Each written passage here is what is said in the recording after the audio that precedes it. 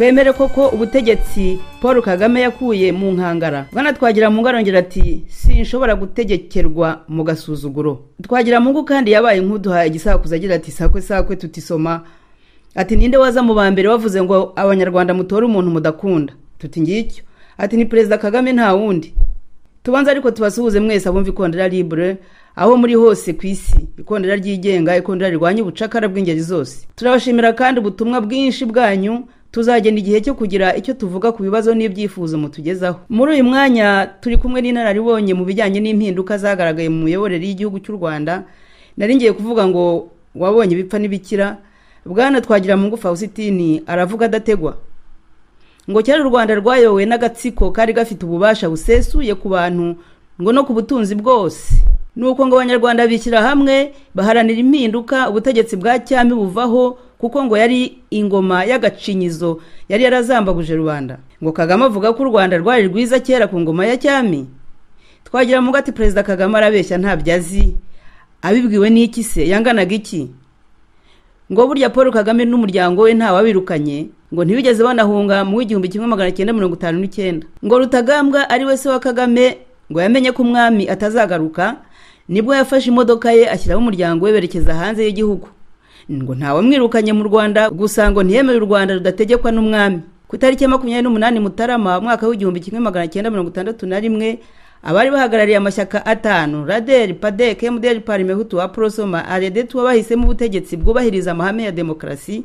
Ubwami babusezera burundu ku 25 Nzeri muri uwo mwaka nyine w'1961. Tubibutse kandi tuzirikane ko muri kwezi kwa mbere umwaka wa 2018 tariki 28 u Rwanda rumaze imyaka 57 ari repubulika.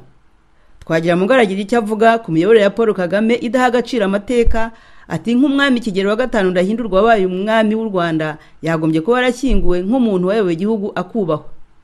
Ngo kubona Kayibanda nta cyubahiro afite mu Rwanda biteye agahinda, ngo n'ikibuga cy'indege cyari cyaramwitiriwe n'ubuyobozi bwa Repubulika ya kabiri, ngo Kagame yarabisibye. Ngo si Kayibanda gusa kandi ngo uko yataburiye n'imva y'uwabaye perezida wa mbere w'u Rwanda Mbonyumutwa Dominico wari warahambwe mu cyubahiro. Ati Habyarimana we sinzi iyo bamuhambye. Twagiramungu arabwira Perezida Kagame ngo niba uri umugabo shyiraho ubwami bigaragare, ngo u Rwanda ruracyariho ntimuraruhamba. Bwana Twagiramungu yemeza ko mu Rwanda ibintu ngo bigomba guhinduka kandi ntibizahindurwa na Kagame, ngo bizahindurwa na rubanda.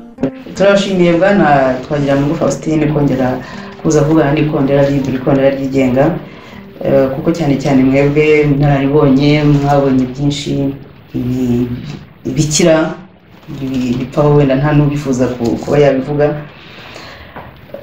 Tukagira ngo rero uyu munsi mwongere mubwira abatwumva ibyo mutavuze ubushize, dore ko ubushize tuganira mwatubiraga ko ngo mugire urumeza iyo mwumvise Kagame avuga ko ari perezida. Urwo rumeza muracyarufite? Uwo wabure rwarakijijwe n'iki ko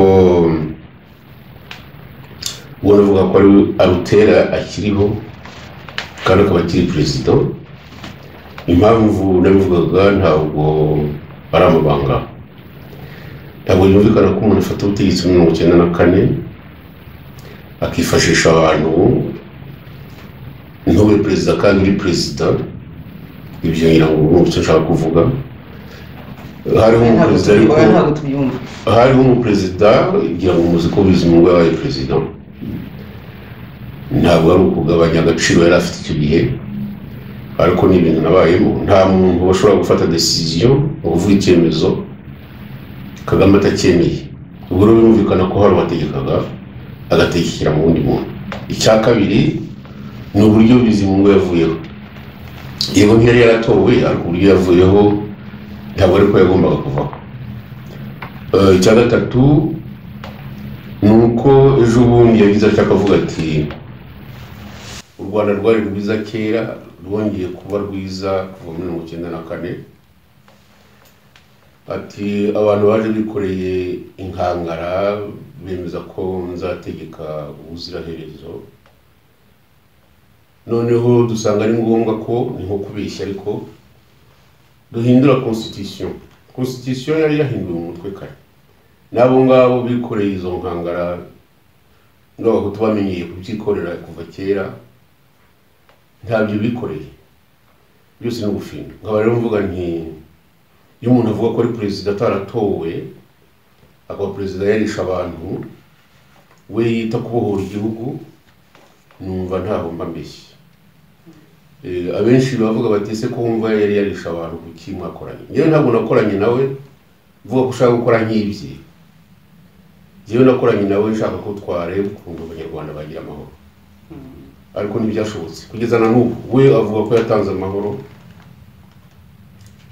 cyane yavuga ko abahutu barwaye ipfunwe bagomba kujya iteka basaba imbabazi. Numva rero mu by'ukuri ibyo gusaba imbabazi buri teka ntabwo ari byo. Hari igihe abantu bagomba kubihagarika, kuko abakoze amahano si abavuka muri iki gihe cyangwa se abahoze ari impinja cyangwa se bahoze ari abana bato muri 1994. Bityo rero ngira ngo si by'umpimba kugira urumeza numva bifite ishingiro. Uracyari ufite urumeza? Ndacyarufite. Rwashira rute se? Rwashira ari uko ibintu bigiye mu buryo. Kugira ngo ibintu bijye mu buryo rero ntabwo ari ukundi kundi. Umenya iyo tubivuga hari abantu batabyumva, ntabwo tubyumva kimwe. U Rwanda rufite amateka. U Rwanda rwabayeho imyaka magana, rubaho rutegekwa ku buryo ubutegetsi bwari mu maboko y'agatsiko k'abantu b'ibikomangoma, bakica bakanakiza bakanyanyagiza bene wabo mu myanya, abandi bagasigara maramasa bumvira ari ukwita bakarara. Ibyo bintu rero byaje kugaragara ko bigomba guhinduka. Byahinduwe n'abanyarwanda bashyize hamwe, bumva ko ari ngombwa. Abenshi bakunze kubeshya ngo bari abahutu gusa. Ntabwo bari abahutu gusa, kuko ibyo nabonye hari ishyaka rya Parmehutu ari ryo yitwaga Mouvement Démocratique Républicain, hakabaho na Prosoma, hari n'ishyaka rya Runari. Iryo rya Runari ryashaka ko ubwami bugomba, ariko ntabahakana ko ishyaka rya Raderi ryarimo abatutsi batari abangaba b'abahinzi n'abatutsi b'imfura nk'aba Bwanakweli n'abandazaro n'abandi nk'abo, nabo bashaka ko ibintu bihinduka. Ibintu rero byaje guhinduka kuko habaho repubulika, abantu bashaka demokarasi isa naho yemejwe mu by'ukuri. Hanyuma ntabwo byashobotse kubera ibintu byakomeje kuba byitwa inyenzi, zirwanya iyo repubulika, zirwanya abayizanye, zirwanya demokarasi, biza guhosha. Hanyuma haza abandi batari inyenzi nabo bafite uko biyita, igihugu baragifata. Nkaba rero mvuga ko mu by'ukuri ibintu biracyakomeza, intambara iracyari yose. Ntabwo ibyo abantu barwaniye kugira ngo bigenge mu gihugu cyabo, bigenge mu bitekerezo, bigenge mu buryo bwa politike, ntabwo byashobotse. Kuva muri za 60 kugeza magingo aya hagiye havaza ibyo za kudeta zikarangira, hakaza ibyo bita demokarasi n'amahoro n'ubumwe.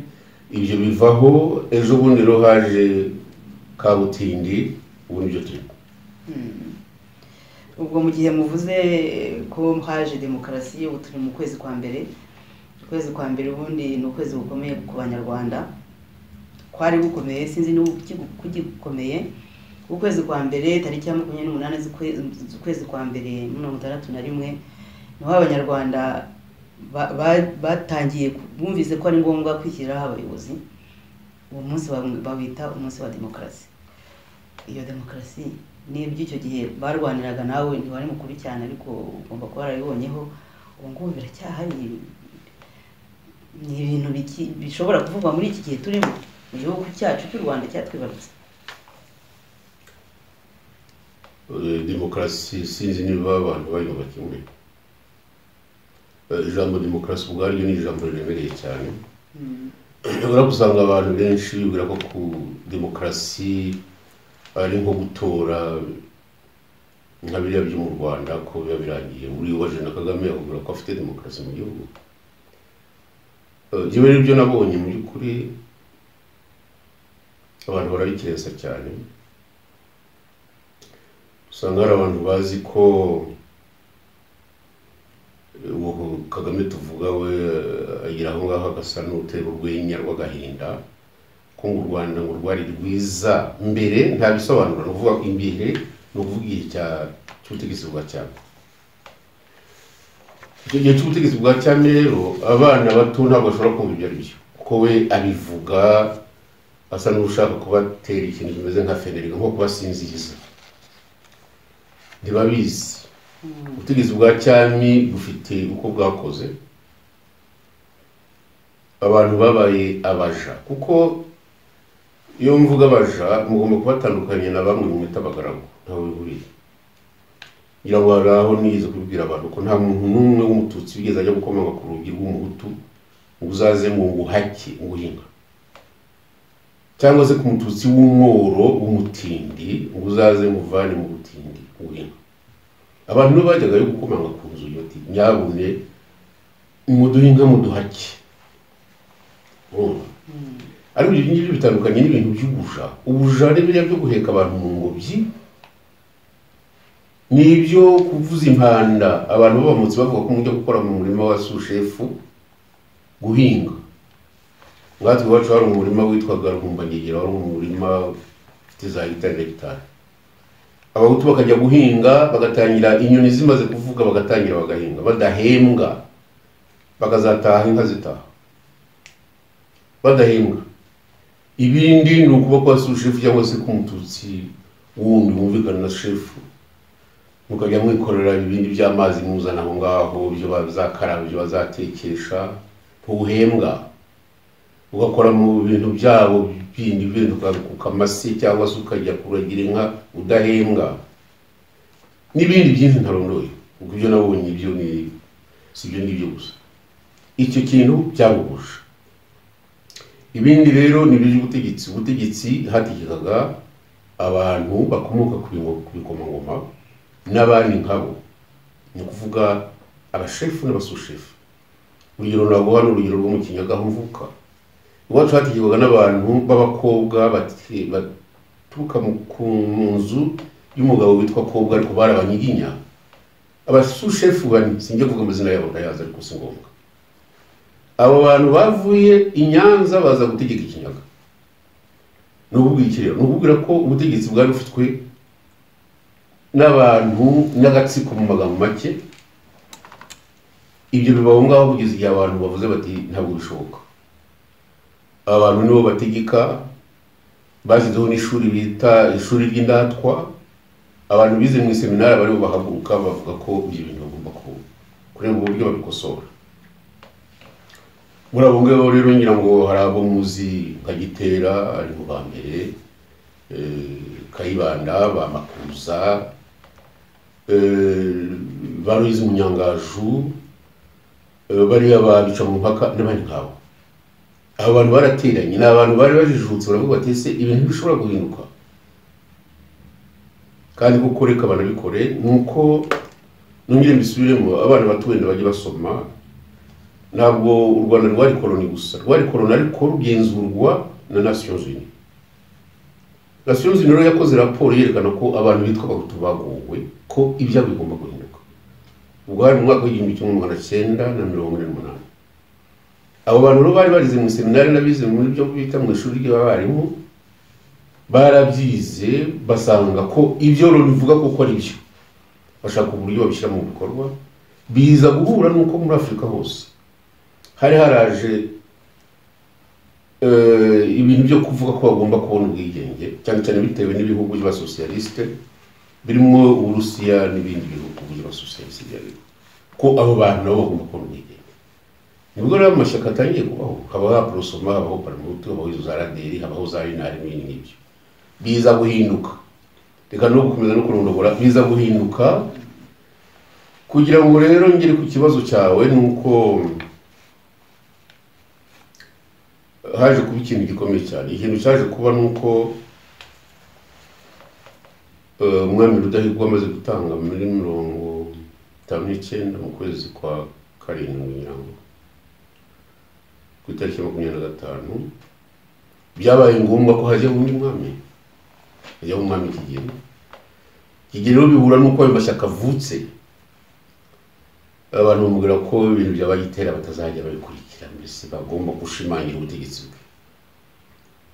Ikosa rero yaje gukora nuko muri 60 yashatse kujya mu bintu bya independence, ajya kubwira Haruwa ko agomba kujyayo, Haruwa aramwangira, n'undi ariko aragenda ajyayo, ajya Leopoldville muri Congo. Independence yabaye ahari ariko ntiyagarutse. Atagarutse rero byabaye ngombwa ko abantu bashaka uburyo igihugu cyategekwa, no kumvikana n'abazungu bagashyiraho undi mwami ubwo Kigeli atakibonetse, cyangwa se bagashyiraho ubundi butegetsi. Ngira ngo rero hari ubwo nagiye bisobanura, nibwo bateraniye igitaramo ku itariki 28 z'ukwezi kwa mbere muri 61 bashyiraho ubutegetsi bwa repubulika. Ariko ko niba bagiye kukubwira ni kagandi ka 59 kuko umwami amaze gupfa na Kigeli, umwami rero amaze gupfa na Kigeli akima. Kigeli we yari muto, yari afite imyaka 25. Abantu rero nkwakuzi bamubwiye ko abo b'amashyaka agomba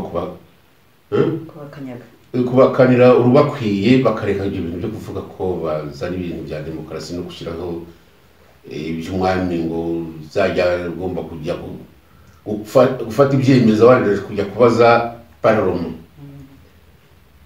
Bashyizeho ingabo rero, izo ngabo ngira ngo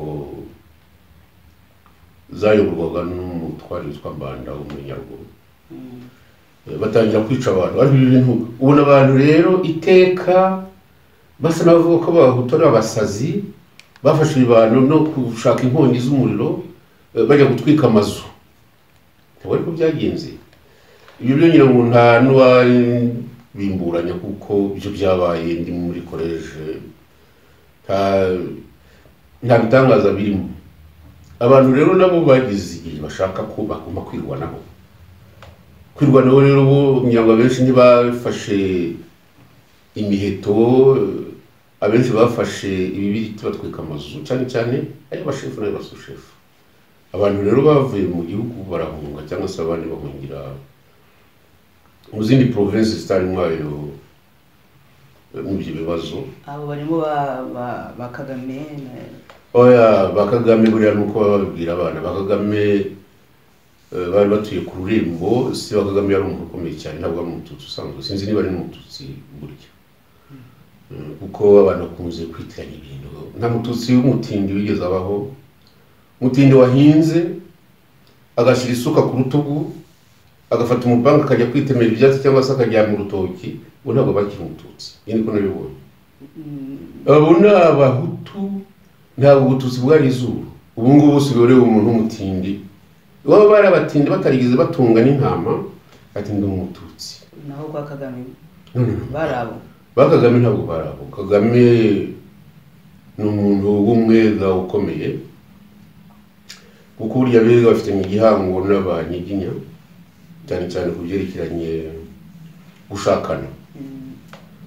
Kagame kugira ngo ni mwene Rutagambwa, ariko Rutagambwa aragenda akagera kwa Kigenza n'umuhungu wa Rwakagara.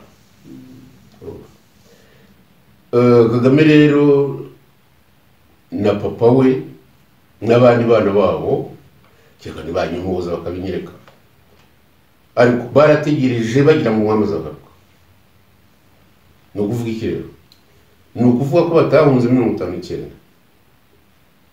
bahunze ari uko babonye Abahutu bavuze ko bashyizeho repubulika. So Kagame ntabamwirukanye, yatwaye imodoka ye aje Bugande n'abana be. Si we wenyine rero n'abandi nabo ngabo. Reka rero ngurugero, yewe na data ntabwo murati bigwi, ariko mu rwego rwacu natwe twari dutunze, twari dufite n'abagaragu. Icyo nkubwira nuko umuntu yaje kwa data Zimbari amunegosiye ngo nacike. Ibyo bintu byo kuvuga ngo abantu bahunze, abenshi bagiye bajyanye n'Abahutu babo. yaho nari ntuye bagiye muri Kongo, benshi bagiye Bukavu, abandi bajya aho bita za Nyangizi n'ibindi nk'ibyo. Kubona rero umuntu aza kukubwira ngo reka ngo rwose ngo uzahunge ngo kuko ngo uri umugaragu w'umwami, singiye kuvuga ibi bya data ariko kuko niko byari bimeze. Abantu benshi ntibahunze kubera ko babonaga atari ngombwa, wenda gukinyaga nuko ari kure ibyabereye igitaramo cyangwa se ibyabereye i Nyanza, ariko mukuru wanyu umwe yarahunze rwose, bamukozeho pression arahunga. Urumva ibyo bintu byo guhunga nagira ngo abana bato bazabyumve. Kubera iki yahunze? Ntacyo, ni uko bamubwiye ko agomba guhunga kubera ko nta mwami uri mu Rwanda. Abantu benshi barabwira bati umwami ntari mu Rwanda, ibyiza ni ukugenda tukazagarukana nawe. Kandi umwami ubwo atari mu Rwanda mushobora kuzabona amahano, imvura ntizagwa, inka zizateka, ibishyimbo ntibizamera, amasaka yoreka da. Ibyiza rero ni uko mwaba muhunze tukazagakora n'umwana.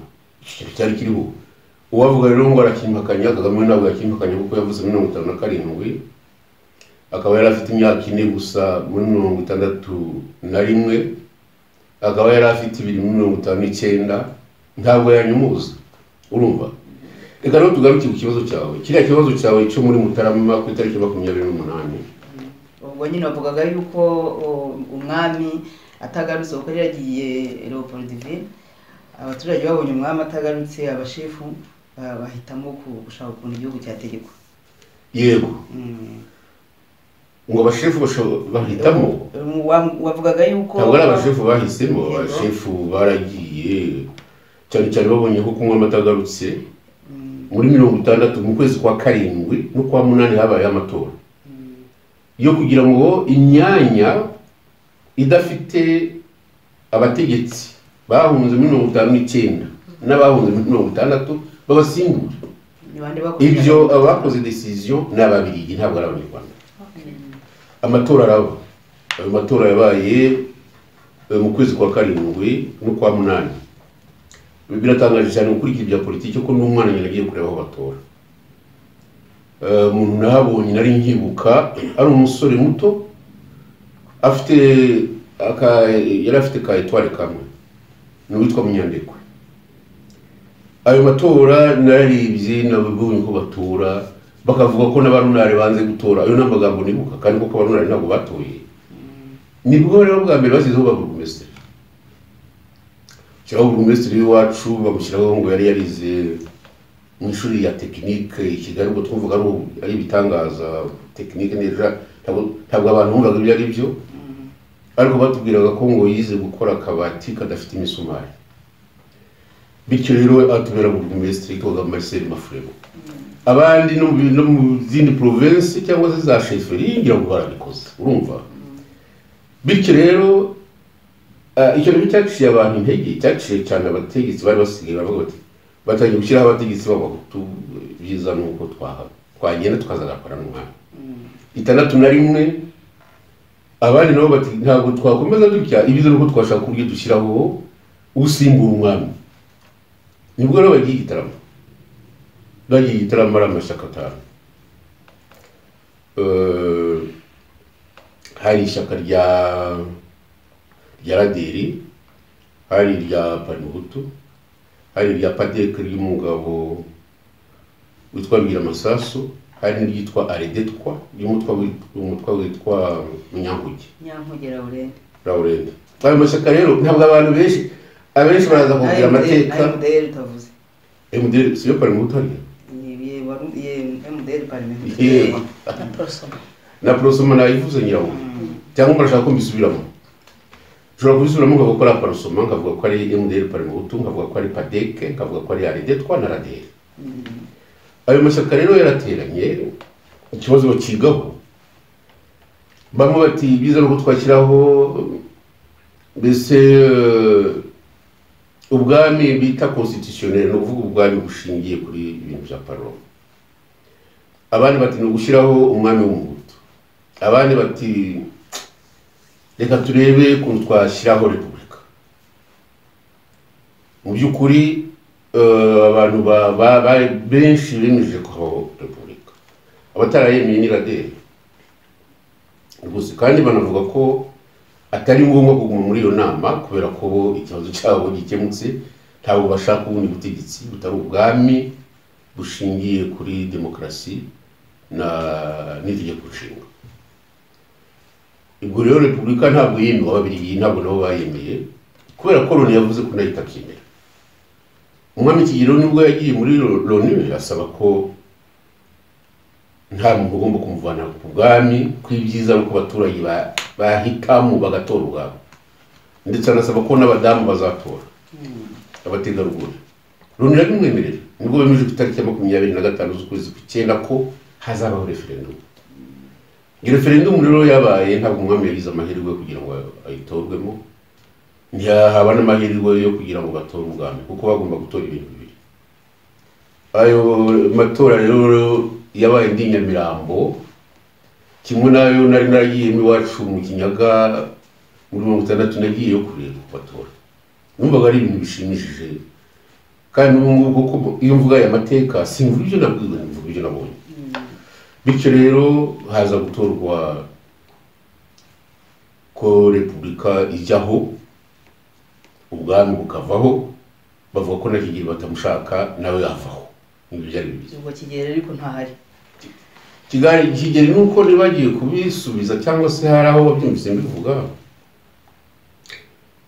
Kuwa gatanu nimugoroba cyangwa nijoro Kigeli yaraje kuri 23 kuko batuye ku cyumweru ari 25 z'ukwa cyenda z'ukwezi kwa cyenda muri 1961. Kigeli yaraje, ibyo nanabiganiriye nawe, arananyemerera ambwira ati n'abazungu bari bamenye ko nzakubanya kubintagira Kagitumba zenyuri yo mu Bugesera. Niko yambwiye, yanyuze yo mu Bugesera rero aza mu modoka ageze ku Kanzenze, yambwiye ko yari yambaye imyenda ya kidamu ndetse atwite rwose, kandi areba no hasi igitambaro mu mutwe. Abari aho ngaho wari umutwaye n'undi wari umuherekeje bo baratakamba bagira bati uyu muntu ashobora rwose kuba yabyarira muri iyi modoka mutureke tugende, barabareka baragenda. Ibyo ntabwo ari byo mpimba, n'ibyo nabwiye. Ukuntu rero yaje hanyuma ajya kurara kwa Rukeba, ariko abazungu baza kubimenya. Rukeba yari atuye hariya hafi ya Sainte Famille, kera hahoze ikintu kimeze nkaho kindi kitari kiriya. Baza kubimenya rero bamuvanayo, helicopter yamutwaye yanyuze hejuru y'Nyamirambo yaho twabaga, bamusubiza i Bujumbura. I Bujumbura afata indege yirongera umujyana Dar es Salaam yari yarahungiye. Ngayo amateka rero yo kuri iyo kamarampaka yabaye umwami Kigeli kuri 24 bamujyanye, iba kuri 25 nako yarayagiye. Donc gusubiza ikibazo cyawe, yabaye adahari, kandi nabyo yarabiburanaga avuga ati ibyo bintu byabaye ndahari ntabwo byumvikana.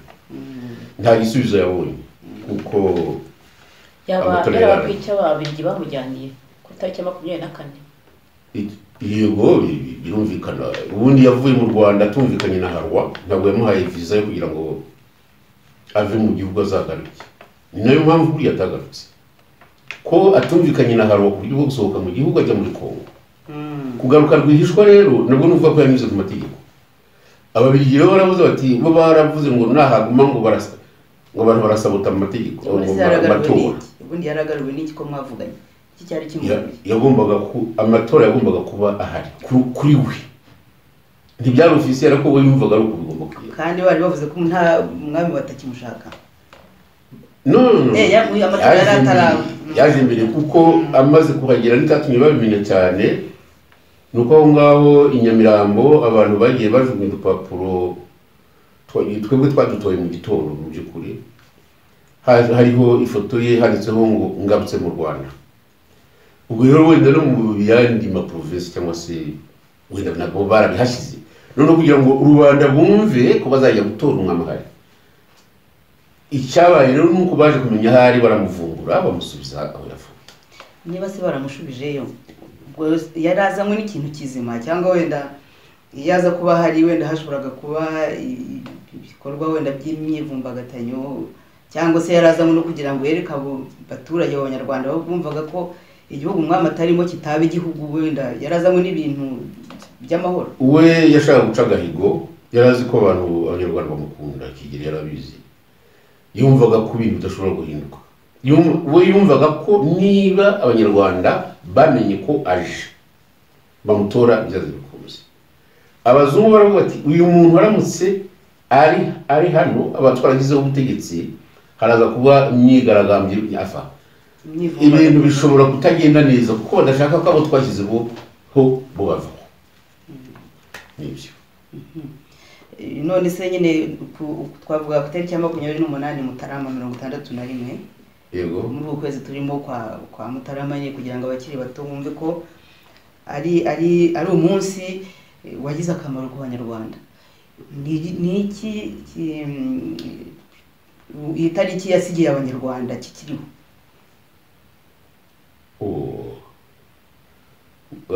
Urabaza nk'uwinjira mu by'ukuri wowe ntabwo ikizi ikintu cyitwa Repubulika. Kagame n'abandi bamushyigikiye babishaka batabishaka nta bwami buzongera gusubiraho. Ikintu kiriho ubu ni igisa n'ubwami Kagame yihaye, nta biro babumuhaye, nta n'abanyarwanda babumuhaye, nta nubwo yabeshya ko akomoka mu muryango w'abanyiginya wari ufite, uretse ko ari umwega cyane cyane umwega b'Abakagara barwaniye ubwami ku buryo byacitse umugani w'abanyarwanda bicikira ku rucunshu bashaka ubwami. We rero yabugezeho ariko ntabwo buzwi, nta nubwo tubushaka. Yabugezeho ko we nawe yabyivugiye ko kera ingoma ya cyami yari nziza, ko kuva 1994 asa n'ubugaruye ngo dufashe ubutegetsi tumaze kubohoza igihugu. We niko avuga aho bamaze kukiboha muri 1994 kugeza ubu ngubu ngo ariho n'ibintu bimeze neza. Mu magambo make nuvuga ko yagaruye ubwami ariko ntitubwemera. Ntabwo ikindi cyerekana ko mu by'ukuri ari byo yakoze nuko mu bwiru nta mwami wima undakiriho. Ayo magambo yose yavuze ari uko Kigeli amaze gutanga. Icya kabiri nuko nta mwami ushyingura urundi birumvikana, kuko niba atima atakiriho ntabwo namushingura, birabujijwe. Mperutse kubyandika cyangwa se narabivuze, ntabwo byumvikana ko Kanjogera umukobwa wa Rwakagara akaba nyirakuru wa Kigeli, akaba nyirasenge mu gisekuruza wa Kagame, kuko ni mushiki wa Kigenza ni sekuruza we. Ntabwo Kagame yashoboye gutinyuka ngo vuga ati mvuye muri Mali mpageze mu gitondo batarashingura reka ndi Nyanza gushingura mwene wacu. Ntibikoze, hari impamvu. Ntabwo yavuze ati sinjyayo nk'umukuru w'igihugu ndoherezayo umwana wanjye w'imfura. Ntiyabikoze. Ndohereza soyo uwo twashaka. Ntiyabikoze. Nkubira iki? Icyaha Kigeli yaba yarakoze kugira ngo uwo muntu atabikora ni iki? Nibyo kubwira by'ubwami n'ubwiru abashobora kujyayo. Ikindi, hari ikindi kintu yakoze kitumvikana namba. Nta munyarwanda n'umwe ushobora guhakana ko Kigeli wa gatanu Ndahindurwa atabaye umutegetsi w'igihugu, umutegetsi w'u Rwanda. Yabaye umwami kuva ku itariki ya 28 z'ukwezi kwa Karindwi muri 1959 kugeza ku itariki ya 25 z'ukwezi kwa 9 muri 1961 referendum irangiye. Biza no kurangira ku itariki ya 28 na 28 ho bakoze declaration ya Repubulika, ariko referendum yo kuri 25 z'ukwezi kwa 9 muri 1961 ni iby'ubwami byarangiye. Ni ukuvuga ko Kigeli yamaze imyaka 2 ari umukuru w'igihugu. Umukuru w'igihugu rero yatanze nka buri yatangiye ishyanga bakamuzana mu gihugu, ntabwo kumwakira umuvana mu ndege nk'uvana mu muzigo bajyanye muri Majerwa. Agomba kuba abasirikare bakamuha icyubahiro akwiye. Ndakubwiza ukuri ntabwo ibyo bintu ushobora kugenda. Bose Kigeli yabaye umwami w'u Rwanda. akaba ari nayo mpamvu rero nshaka kubwira abanyarwanda ko ntabwo dushobora kuba mu gihugu cy'agasuzuguro, tugomba kuba mu gihugu gifite umuco wo kubahiriza abakiyoboye. Reka tugeze rero noneho ndashaka kugira ngo ndangize ibisije kuko kinkomereye ku mutima wanjye. Ntabwo nshobora kwemera ko Kagame aba mu gihugu cy'u Rwanda asa n'uvuga ko bakayibanda arabica. Ibyo simbyemera. Bashyizeho ikintu gisa n'urwibutso byari ukwikiza nabo ku Repubulika ya kabiri, bati aeroport Gregoire Kayibanda ni aeroport y'i Kanombe. Birandikwa mu nyuguti nini, bashyira icyapa cyerekana ko icyo kibuga cy'indege ari icya Gregoire Kayibanda. Icyo Kagame yakoze ni ukohereza za tingitingi sinzi uko babyita, baragenda birasenya rwose n'izo nyuguti barajanjagura nk'abahamwe. Nta kintu na kimwe cy'urwibutso cyerekana ko Kayibanda atigeze kireba. Icya gatatu, yewe uko nagiye gushyingura Mbonyumutwa, abo bamushyinguye igitaramo murahasi kuri stade. Ejo bundi arubikira Kagame arubikira, baragenda baracukura n'agasuzuguro kenshi cyane mu gicuku, bakajya ibyo bavanaho bajugunye n'ibimashini muri bene kugeza igihe bagereye ku isanduku, ngo barayibomoye ngo basanga umurambo ngo kiri muzima, bajya kujugunya mu mirima y'amasaka. Ibi bintu ni ibintu bidashobora kwemerwa. Abavuga ngo barwanya ubutegetsi, mubanze murwanye umuco. Ntabwo aba bantu bari ku butegetsi ari abantu dushakira amahoro. Nkubwiye ibya Kigeli, nkubwiye ibya Kayibanda, nkubwiye ibya Mbonyumutwa. Reka no turangize kuri iki. Kagame arahakana nyamara biramuhama. Yisha abaperezida babiri, yica Habyarimana nawe sinzi n'irengero rye. Ubu mbona nigeze kujya za Badolite muri 1995, ndashaka kubonana n'abategetsi tw'umutu n'uwo rukiri ku butegetsi. Abantu bavuga ngo hari ahantu bashyinguye Habyarimana. Nagiye muri chapelle Badolite ariko sinagize chance yo kubona bamushyinguye. Ibi bintu ni amahano. Ariko se nibo bamushyinguye? Ntabwo mbizi, numvaga abantu babivuga kuko ntabwo ibyo nabibashije abo twari kumwe muri protocol. Ariko ntabwo rero dushobora kuba mu gihugu umuntu yigize nk'intare y'ishyamba ko ari we wenyine. Ntabwo abakoze revolution ya 59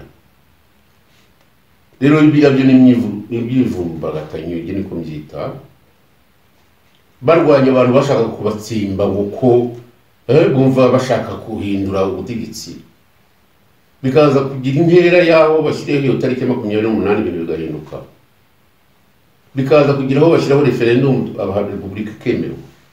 Umuntu akaza ati giye ibyo byose abo bantu bose bategetse mbabona muguri. Ngewe nagiye aho bashyingura nyakwigendera umudamu je nubaha cyane, navuze ko nabamwisha rimbwa, ndavuga Gicana. Bamushyingura iruhande rw'imva ya Rudahigwa. Twamuhaye icyubahiro kimukwiye, ariko biratangaje kubona tuba mu gihugu abantu bategetse, ubona umuntu ashaka kubafata nk'aho ari imbwa, nta gaciro bafite. Nkaba rero ngira ngo ndikira ngaho. Cyakora ibi bya Kagame byo ndizera ko niba atazabyireba azabyumve. Ibyo bintu ni ibintu numva ari ibintu bikomeye cyane ku gihugu. Ntabwo dushobora kuba mu gihugu tumeze nk'imbwa twebwe cyangwa tumeze nk'abasha. Igihugu umuntu atagira mu icyubahiro cy'undi muntu. Abantu nk'aba perezida babiri bapfuye, ahubwo nibaza icyo Abarundi bakora. Niba twebwe tudashobora kurega, Abarundi bashoboye kutwuririraho nibura bakarega.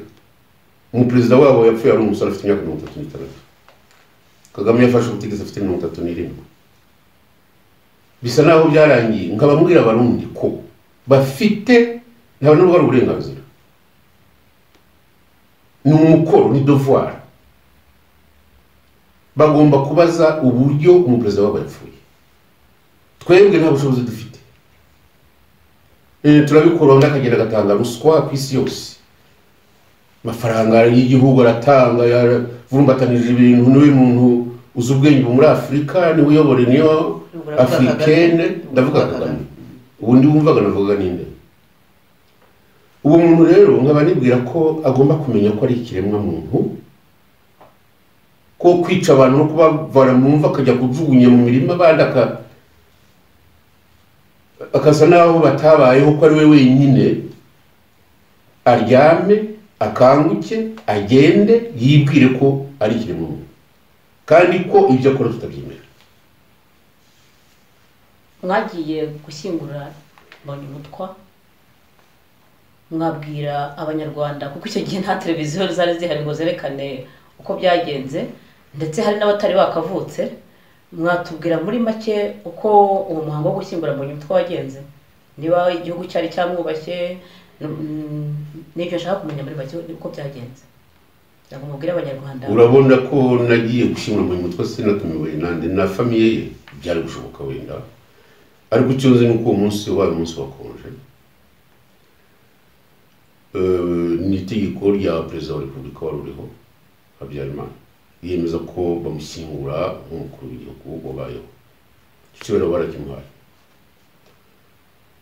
Ntabwo Kayibanda, perezida Kayibanda we wenda yagize uwo mwanya wo kugira ngo abone icyo cyubahiro, kubera ko yari yarabaye condamné à mort, ni ukuvuga ko baramushyira gupfa kubera ngo amakosa yakoze. Yahe amakosa Kayibanda yaba yarakoze na yahe? Yo kuzana repubulika, yo kuzana se demokarasi, yo kuba se yarakorewe coup d'etat iteguwe na Habyarimana afatanije na Mobutu n'abazungu bitwa abafokari n'abandi. Kayibanda ntabwo namenye cyane, nigeze kumurabukwa muri 62 hari ku tariki ya mbere z'ukwezi kwa karindwi. Ni umwana w'umunyeshuri muri college, nyuri imbere ya tribune ndefira hamwe n'abandi. Icyo gihe nari tamburu major, twari dufite fanfare. Ariko ava ku butegetsi bamuvanura bamukorera coup d'etat, nyina ari muri Canada. Ni 73. 73 nari muri Canada, yo coup d'etat bayikoze ku tariki ya 5 z'ukwezi kwa karindwi. Iyo nkurikiye mbona iyo coup d'etat itari ngombwa, nabuze nta muntu mu bari bariho ushobora kuza ngo hagarare imbere yanyu mumbwire ngo iyo coup d'etat ari ngombwa. Ntabwo ushobora kuvanaho umuntu nka perezida Kayibanda n'abandi bari bafatanije nabo ku icyo gihe, nabo batakaje ubutegetsi bwabo cyangwa se ubuyobozi bw'ibyo bari bafite. Kayibanda yakoreye igihugu cy'u Rwanda ibintu byinshi kandi abitangira ari umwana. Ibyo biranditse byanditse mu gitabo cya Shingiro Mbonyumutwa, yanditse avuga amateka ya papa we. Icyo nzi nasomyemo nuko yanditse ko Kayibanda muri 48, ngira ngo yaramaze gusoma indi raporo ya Loni ivuga ko abahutu bagomba kuba emancipé.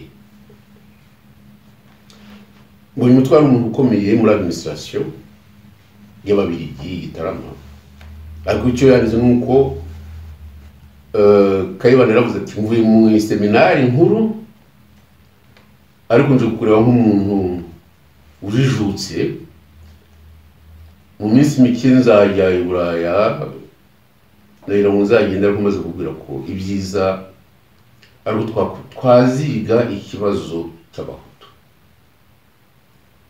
rwose bakava mu busha, bishingiye kuri iyo raporo cyane cyane.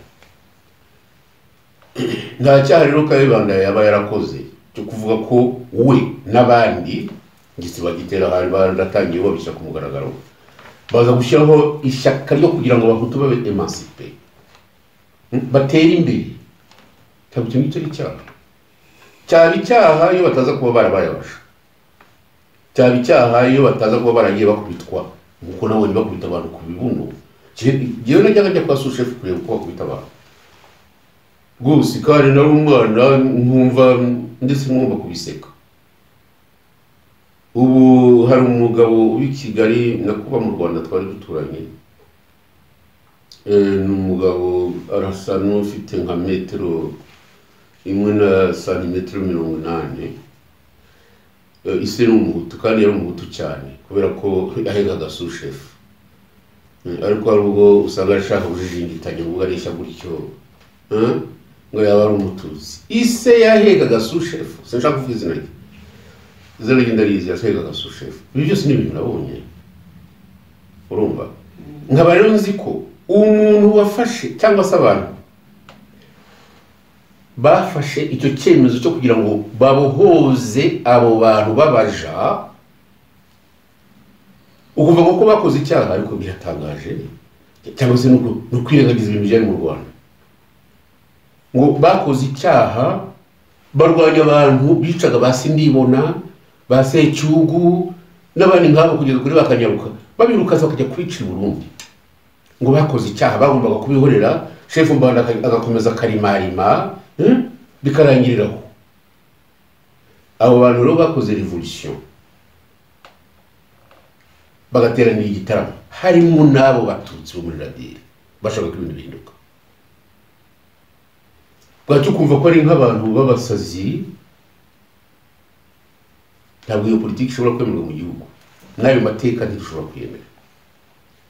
Reka rero ngaruke ku byo wambazaga. Umunsi mukuru wabaye wo gushyingura President Mbonyumutwa wa mbere, yego, gushyingura Perezida Mbonyumutwa nka Perezida wa mbere wabaye atorewe igitaramo ku itariki 28, je numva umunsi mukuru wari ngombwa. Ariko nta bandi bantu bakorewe byakorewe, kuko ntabwo nshaka kongera kugaruka ku bya Perezida Kayibanda. Uburyo yafunzwe umuntu yashyira iyo ko ari uburyo bumeze nk'amagendo. Nta cyaha rero numva yakoze, kubera ko ngo ntabwo wakora icyaha uvanye wiga mu tuntu twose wari ufite ukajya muri ya politiki yo kuvana abahutu kuri iyo ngo bari kandi kuko bakayivaho. Ntabwo twagombye kugira isoni ngo iyo repubulika ngo yatumye ngo abantu ngo bahunga, navuze mu buryo bahunze, ngo hari n'abapfuye. Muri politiki nuko bigenda nyine, hari abapfuye kandi bazize ubusa wenda. None se ubu nta bandi bapfuye bishwe n'abari ku butegetsi muri iyi gihe? Ni ukubera iki ibintu noneho bidahinduka, cyangwa abantu birirwa baburuka ku misozi? Ni ukubera iki? Urumva? Donc ibintu bya Mbonyumutwa simbigarukaho, ibya Kayibanda byo nabyo simbitindaho, kuko kubona nta cyubahiro Kayibanda afite mu gihugu biteye isoni rwose. Ariko ibiteye isoni ni ukubona umuntu ajya guhambura umuntu twashinguye, tukamushingura mu izina rya Repubulika. Nkabasaba rero Kagame ahari hose, nab'umugabo nawe ahamagaze referendum, abwira abanyarwanda basubizeho monarshi. Rwose nabikora. Abo banyarwanda basubizeho monarshi, mwari vuba ngo nzahunga kandi narahunze. Urumva? Ariko biteye agahinda, nab'umugabo asubizeho monarshi. Ntabwo dushobora kuba mu gihugu kigiye kumara imyaka hafi 60 tutagira icyo abantu bita reference. Abantu bose babaye abicanyi, Kayibanda n'umwicanyi, Mbonyumutwa n'umwicanyi, Bagitera n'abicanyi, Bamakuza n'abicanyi. Makuza bafite ibyago bikomeye ahari mu mva, kuko n'umuhungu we arabyemeza ko ngo repubulika zabayeho zari iz'abicanyi. Umuhungu we burwa yicaranye na Kagame hari imbere, reka sinakubesha, yazingije. nashuje ikibazo cyawe ndetse narengereye. Ntabwo mwarengereye kuko ikibazo twagira ngo tumenye niba nyine itariki ya 28 Mutarama ibyo ibyayibayeho n'icyo abari bariho kuri icyo gihe barwaniraga, ubu hari igisigaye? Igihugu se mwaragihambye, abanyarwanda baracyariho. Iyo muvuga ibyabayemo n'ibirimo kubu ngubu, wumva atari igihugu cy'u Rwanda, wumva atari ubwicanyi, kwica barishe, bibaza niba cyari igihugu, niba abo bantu ari abantu. Ibyo uvuga nibyo. Hari ubwo rimwe na rimwe numva mfite isoni yo kuvuga amateka nanyuzemo, nyabwira abana bake. Amateka y'abanyarwanda aratandukanye. Oya naberekeye namwe ubwanyu, muze kutubwira ukuntu namwe bashatse mwagiye murusimbuka. Yego, ariko ibyo ngibyo byewe reka maze mvuga iby'abandi. Navuze iby'abo bantu bakoreye igihugu n'ukuntu bafatwa nk'aho nta gaciro bagize, biteye agahinda ngo birukanye ngo abantu. Kagame we yabivuga hinda imishyitsi ngo they made me refugees for 30 years. Koko uze twe tumaze ingahe? Ingiye kumara imyaka 25.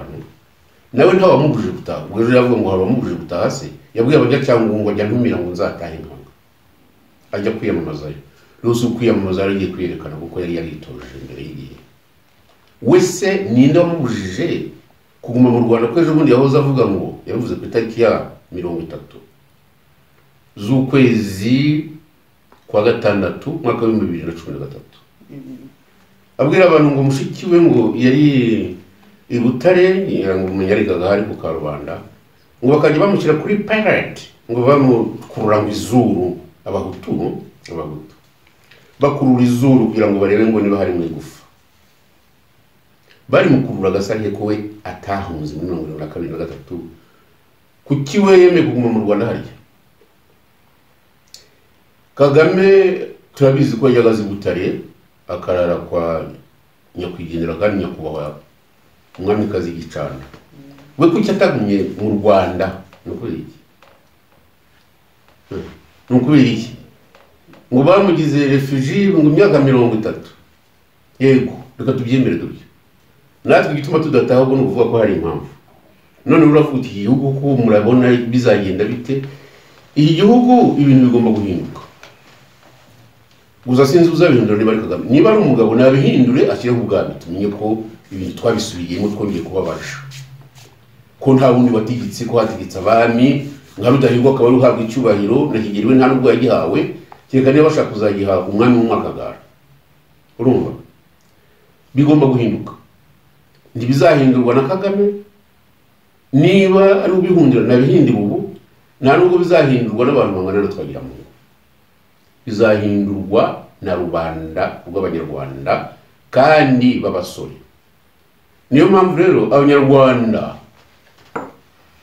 bamwe bigita ngo n'abajene, bamwe baravuga ibyongereza, abandi bakavuga ibifaransa, abandi bakavuga mu Kinyarwanda, abandi bakavuga mu Gishinwa. Hari babaye nk'abandi bajya kubaka ngo umunara bitaga ngo umunara wa babiri, ntibashobora kumvikana kugeza ubu ntibumvikana. Ibintu rero bigomba guhinduka, umunyarwanda akaba umwe. Abanyarwanda babibone bakirira ko ngo babirukanye mu gihugu, abo ngabo simbabwe ngo nibabyibagirwa, nibabyubakire urwibutso, ariko abanyarwanda babumwe. Ibintu narwanije kuva ndi umwana ntabwo ushobora kubitezukaho, ni ibintu by'abahutu n'abatutsi. Iyo ugenda ukaryama ugategereza ngo ni umututsi gusa utazi niyo ukomoka, ko ngo bababwiye ngo ni abantu ngo bakomoka kwa Nowa, ngo ni abahamite, ngo ni iki, ngo ni abanirotike, amazina nk'ayo ngayo. Undi akagenda muri miruwari akareba ati menya mfite metero 78 habuzeho 280, kandi mfite n'amabinga cyangwa se nk'ubisa na Twagiramungu cyangwa se undi. Uretse ngo ngiye ntajya kubisita, ngiye nsa n'imfura. Urumva se? Reka iby'urwanya tubireke. Ariko ibyo bintu byo gutekereza gutyo udatekereje Ikinyarwanda ngo wumve ko imico yose tuyihuje, imigenzo yose tuyihuje, tuvuga ururimi rumwe, ariko kuko dufite amateka yagiye dutandukanya kubera ubutegetsi rimwe na rimwe bwagiye bwibeshya ku bintu byinshi. ugakomeza gushakisha ngo nivuga ko ndi umututsi ngo nabamenya ko yewe ntari umwicanyi, undi ati niba bavuga ko ndi umwicanyi ndumva rwose binje ahubwo reka nihakirwe ngo ayipfunwe bamvure nk'uko Kagame abitegeka abana bato ngo bajye bivuza. Ntabwo tuzumvikana. U Rwanda rero wowe ushaka nanjye nirwo ushaka. Ndashaka u Rwanda rw'umunyarwanda wemera ko u Rwanda rukomoka n'abanyarwanda kuri Kanyarwanda. Ibyo nirwo ushaka. Ntabwo ushaka umuntu uzana ngo njye mfite ingoto mfite ukonsa mfite iki, ibyo ntibiveho. Aba bazungu bafite amaso y'ubururu na ya misatsi y'imihondo abenshi nabo muri za Norvège ngiyo ruguru na za Sweden, ntabwo baza ngo bajye kubwira abantu nabonye bareshya n'abatwa hariya muri Italia ahantu bita muri Sicile nagiye ngo bavuge ko atari abazungu. Ni abazungu nkabo bavuga n'indimi zitandukanye, twebwe tuvuga ururimi rumwe tukagira n'amateka avuga ko turi mwene mugabo. U Rwanda rero niruhinduye. Nyawo Kagame ashoboye kurihindura, abana bato nibareke kuba Abatutsi n'Abahutu bashyire hamwe babajene umugani wabo bahindura ibintu. Nk'uko nahoze vuga abo bakayibana ntabwo bari batarageza ku myaka 28 24 abantu bagatangira politiki ariko bakoze ibintu bitangaje. Abashaka rero kubizimya kubera ibintu by'amayeri nta nubwo bazabigeraho kuko kera amateka azandikwa bakagame batakiriho. Bwana Twagiramungu muti u Rwanda ntirugira umuntu umwe umunyarwanda, abanyarwanda babe bamwe. Mwemera ko u Rwanda rutuwe n'Abahutu n'Abatutsi n'Abatwa n'abandi bemerewe kuba abanyarwanda? Nibyo, kuko iyo mushingiye ku mazuru no ku mabinga n'indeshyo n'ibindi nk'ibyo jewe numva natakaye. Reka rero mubwize ukuri kuko ugomba kumenya. Biratangaje cyane, hashize iminsi itarenze 10 nyirango umuntu yarantelefone. Uwambere umugabo n'uwo twari kumwe kandi tubana, ati niko Twagiramungu kuki tugeze umbwira kuri umututsi? Ndamwumva ndikubiye iki? Ati banza umbwire nti kubanza nawe umbwire impamvu. Ati hari umusaza wambwiye ko so yari umututsi. Mukubera sikiwe yakubwiye ko data yari umututsi. Uko iza metero bavuga atarazigeze. Ati yambwiye ko ngo yari afite inka, ngo ambwira ko ngo yari umugaragu w'umwami, ngo ambwira ko ngo so ngo yari afite Paul uzi cyari cyo ntabwo nugire ngo ni ingurube, ni cyambu Paul POLT. Nta nubwo yari afite icyambu kimwe, yari afite ibyambu bibiri kuri Rusizi. Kaba abantu bacunga amato bakazana amafaranga kuyabara hashize iminsi 15 nabonye bayabara na umwana. Kuba yabaye umugaragu w'umwami byo ntabwo ari ibihimbano, kuko yajyanye n'Abadage ibwami kwa Musinga amuhenga mwana abagabo bazishoreye. Umwe yapfuye ari umusaza cyane niga muri Canada muri 1972. Uwo mugabo yarambwira ko data ngo yari umututsi n'ibyo yashingiyeho. Urumva? Ariko dushingiye ku byo banditse mu gitabo cye ntabwo yari we, kuko barebye indeshyo bazana cya cyuma cyo gupima n'ibindi nk'ibyo. Ariko rusuvuga ko data adafite bene wabo b'Abatutsi, cyangwa se mwumviye ngo iwacu nta bene wacu b'Abatutsi tugira, barahari. None rero yuvuga ngo ikibazo cy'Abahutu n'Abatutsi ndetse n'Abatwa wagira ngo hari kubaza ko cyarangiye. Oya, nakubazaga niba wemera ko u Rwanda rutuwe n'ayo moko ndetse n'abandi bantu bahawe kuba abanyarwanda. Niba ayo moko amateka y'u Rwanda myigire y'abaturage y'abantu aho abantu bakomoka, tumenya ko ari amoko ibihugu bituwe n'abantu bafite amoko atandukanye nubwo bose bagahurira ko bose ari abantu, ariko bakavuga ko nyine hariho Abahutu, Abatwa n'Abatutsi. Kuko ku baturage bacu b'igihugu cya Kongo hafi y'iwanyu Cyangugu hari Abashi, hari Abarega, hari Abahavu, ndumva arabona ibuka Abahavu n'Abarega n'ibyo wabirangije kandi wanishurije. Abo Bahavu n'Abarega n'Abashi bavuga ururimi rumwe. Oya bazunyemerera icyo nutacyemera ubwo ndakomeza yewe. Ntabwo bavuga indimi zimwe rumwe, ariko indimi zabo haraho zigera aho zihurira. Niba haraho zihurira se ko ubu ngubu ndi umunyarwanda ndi umurundi. ibyo ni ibintu bitandukanye. Reka rero nkubwire, igihe mu mutwe muzandikamo ko nta muhutu n'umututsi uri mu Rwanda n'umutwe wenda, ibintu bizatungana, kuko wowe n'abandi nanjye wenda nigeze kujya mbyita ntyo, muvuga ngo ko umuhutu ari ubwoko. Wabwiye ko umuhutu ari ubwoko nene? Uretse gato umwiza ukuri mu mateka y'u Rwanda, amateka y'u Rwanda sivuga amateka y'abazungu. Niba hari umuntu wigeze avuga ko kuba umuhutu no kuba umututsi cyangwa umutwa ari ubwoko, ibyo umutwa byo biratandukanye. Kuko umutwa, ijambo twita umutwa no muri Cameroon niko bayita, ukamanuka ibihugu byose abatwa n'abantu ne ba Africain tuvuge dutyo. Ariko jewe nawe, jewe ndi umusinga, nkaba n'umusinga w'umurenge, kuko ibyo ndabizi. Urumva, umusinga ukomoka mu barenge. Iyo bakubwiraga bati bitwa ne, bavuga nti nitwa Twagiramungu mwene kanaka, ubwoko bwanjye nkaba umusinga. Wumvise icyo mvuze? Ubwoko bwanjye nkaba umusinga, undi akaba umubanda, undi akaba umugesera. Nibwo bwoko twe tuzi, nuko byandikwaga n'ubwoko. Muri primaire nigamo haje umupadiri witwa Gisensi atubwira ko hari amoko ane. Byo mwita amoko noneho biratandukanye, ibyo bita race. Atubwira ko hari abo bita ngo les bruns, les chinois, les noirs et les blancs. Ayo ni race. Icyaha cyangwa se ikosa ababirigi bakoze ni ukora ikintu bita buka. Ibuko bandikamo ngo race, bashyiraho bya bimenyetso bimwe byo kunganya, sinzi uko babyita, signe d'égalité, parenthèse, bashyiraho ngo hutu virgule, tutsi virgule, na 3 virgule, ukongera ugafunga parenthèse. Ntabwo kuba umuhutu no kuba umututsi ntabwo ari race. Mubyumve mutyo, abatabyumva gutyo ni ibyabo. Ijambo kuvuga ngo umuhutu n'ubwoko byaje ari uko babiri baje bagatanga kitabo. None se icyo gihe mbere yaho ubuhutu n'ubututsi n'ubutwa byari ibiki? Ibyo byo batwareka tubitse. Nakubwiye ko abatwa bo bafite uko baje muri biriya bihugu byose, ntabwo ari mu Rwanda gusa babo. Ariko icyo baje nuko umututsi bavuga ko ari mu Rwanda wese biri n'abahutu bakaba bari mu Rwanda. Ibyo biratandukanye. Reka rero mbwire, kandi nyamara ubwo naguhaye urugero rw'umugabo wahamagaye ari kugira ngo ubyumve. Ese kuki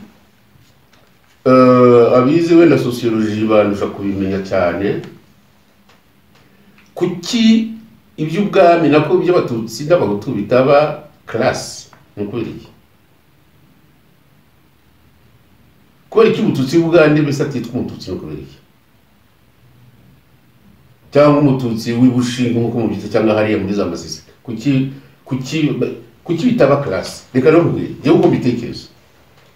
Nigeze kubwira ko umututsi w'umutindi w'umworo wafashe isuka agashyira ku rutugu, cyangwa se agafata umupanga ajya gutema ibiti n'ubwatsi, akaza bwikoreye, cyangwa se akabya yikorera ibibindi avuye kuvoma agatura, iyo bakamutekera cyangwa se nawe akasinywe, ubusa umututsi. Ibyo biba byararangiye kera. Ubu ni umuhutu, ubu ni umuhutu, kandi niko nawe agomba kubyumva, nawe niko yabyumvaga. Umututsi udatunze, umututsi utafite umushumba uziragira, cyangwa se ngo agire uzikama, cyangwa se nawe akazikama, dore ko byari bimeze nka exercice, ni ukuvuga nk'umuki. Uwo nguwo ashatse yakwigira ngo ni yahuri, ariko si umututsi. Ibi rero by'ubututsi byaje bizanwa n'abazungu bamaze gupima hano, ko ari ugomba no kugira izuru rigororotse, sibyo. Abatutsi bafite izuru riryamye ni benshi, ahubwo bamwe barahunga bakumva ko batakiriho. Ngewe rero ntabwo ingero nyinshi nzi umuntu, sinjya kuvuga ibisekuruza byo kumvuza ibisekuruza bye, bamwe bazabona bavuga ngo sibyo, kandi nyuma ndabizi nibyo. Ndavuga wenda nti Gashugi ka Nyamuganda wa Birasinyeri. Abazi Birasinyeri bazagende barebe ibyo bintu. Ni ukuvuga ko uwo muntu mvuze ni umuntu ukomoka mu Banyiginya, baje iwacu baje gutegeka. Ariko igigutangaza nuko abana be barongowe n'abahutu barongora abana. Ibyo kuba abatutsi ntibakibyibuka, n'ibyo kuba abahutu menya batabizi. bo rero kubera wenda ko bagiye muri abo bahutu barongorana ngira ngo bazi ko ari abahutu. Ibyo bintu ntabwo ari kuri numva byatuma abantu bajya gufata imipanga abandi bagafata amacumu ngo bagiye kumarana. Niba umuntu yumva ko ari umuhutu ntiyemere ko ari umuhutu, ariko ntagomba kubikangisha. Ubwo babiducengejemo umuhutu ushaka kubyemera azabyemere. Jewe nzemera ibyo nzi, nzemera ibyo ushaka, nzemera ko ndi umunyarwanda. Jewe ubu ngubu niko mbyemera. Reka nangize kuri iyi phrase. Nibwiraga ko iby'ubuhutu n'ubututsi byajyanye n'ingoma ya cyane. Rero ko nabyumvaga. Ababyumva ukundi bazakomeza umurego bazatubwira. Icyakora niba bikomeza gutyo ni ukuba babwira Kagame ko yakwikomereza agategeka. Igihe muzumva ko muri abanyarwanda muzafatanya urugamba na Kagame mumuvaneho. Kuko Kagame biriya by'agasuzuguro akomeza gutegekesha sinshobora kubyemera. Franchement nawe abyumvira atyo. Sinshobora gutegekerwa mu gasuzuguro gakariye. Katagira umuntu bubaha, twese tugomba gukoma mu mashyi, umuntu akubwira ko azakurasa ku manywa y'ihangu, abantu bagapfa. Ikibaho ngo nta bantu bapfuye, ukica abaperezida babiri, ngo nta baperezida babiri wishe, mbese nk'uwishe isazo ukarekera aho ngaho. Kandi ukumva ko ukomeza gutegeka abahutu wa polisi. Reka turekera. Nagira ngo jyewe ntabwo nanyuzwe ku byo nigeze kubabaza bijyanye na itariki ya 28 Mutarama. Ibisubizo mwatanze nabyumvise, ariko mwarangije muvuga muti abajeune n'abakiri bato nibarebe icyo bakora kugira ngo u Rwanda barwiyumvemo. Ndongera kubaza nti kuva muri 61 ibyo abo baharaniye bose mwatubwiye, niki gisigaye abo bajeune bagenderaho? Niki ubu ngubu wagura iti dore ngiki nimufata iki ngiki mukigendereho mukuru Rwanda mwibonamo? Niki gisigaye? Imaruko muratangari. Donc ngewe iyo mvuga aya magambo numva hari ikintu gisigaye gikomeza no kumpa sumira bavuga mu kintu akantu kameze nka carburant.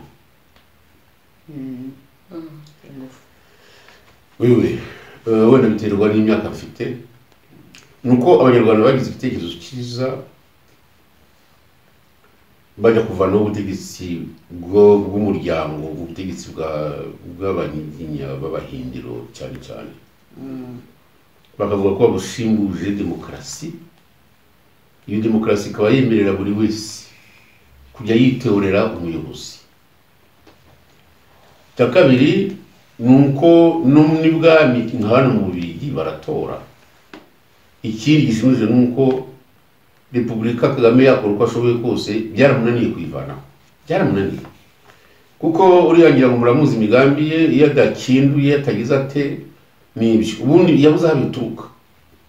Yavuga ko abantu baje bikoreye inkangara n'amabi byo ni ibinyoma. Ariko byaramunaniye. None tubashingira ku kirere. Nibashingire kuri principe.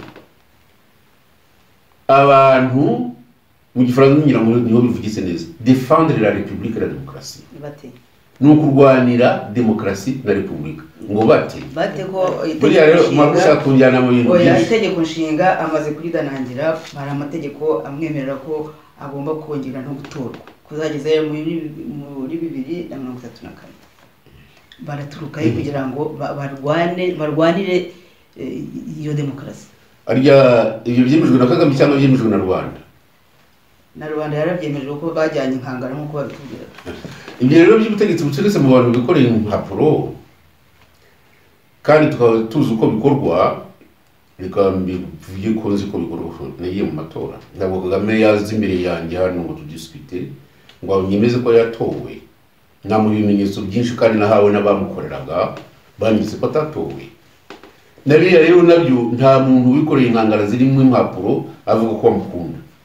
Kagame bavuze bati nimutore umuntu mudakunda mu gihugu yaza mu bambere ngubwiza ukuri. Kandi nawe arabizi. Kagame arabizi nugire mu ikigo rye. Kagame arabizi azi ko abantu benshi mu Rwanda batamukunda. Niyo gituma yiruka mu rubyiruko ubona ko abarebe birirwa babeshya ngo iki ngo his excellence yataza kubaho ngo tuba tugeze muri ibi ngibi ngo Rwanda ngo ikintu kibabaza nuko avuga ngo there was no nation nta nasiyo yari iriho ngo mbere y'uko baza. None rero wowe uti batangirira hehe?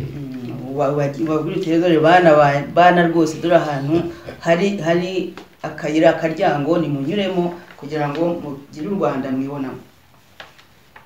Ako karyango ko ntabwo bazabona, urumva, niba dashyira hamwe. Byo mpora mbivuga, ntabwo urwo rubyiruko ruvuga amangara n'ikibembe n'iki ngibyo yahoze avuga, rundi ruvuga ibiswahili n'igishinwa n'igihindi, ntacyo bizatugezaho batavuze même langage. Kimwe n'ababandi ngo nukuvuga rumwe, urumva.